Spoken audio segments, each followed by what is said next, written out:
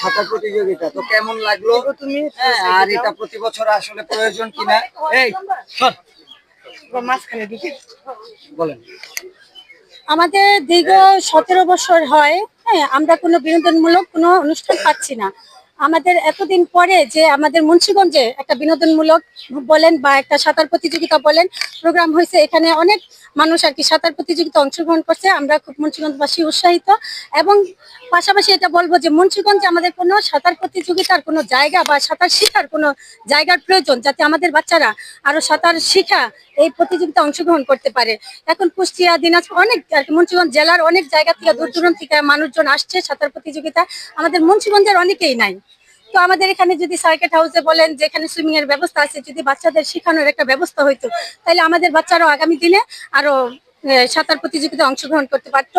এবং আমরা চাই যে নৌপ্রধান বা সেনাপ্রধান যারাই আসছে, আজকে ডিসি ম্যাম আসছে, তো ওনাদের সবার দৃষ্টি আকর্ষণ করছি যাতে আমাদের প্রতি বছর এই খেলাটার প্রতিযোগিতাটা সচেতন রাখে এবং আমাদের বাচ্চারাও যাতে অংশগ্রহণ করতে পারে, এই জন্য সবার দৃষ্টি আকর্ষণ করছি। Thank you. আল্লাহ হাফেজ।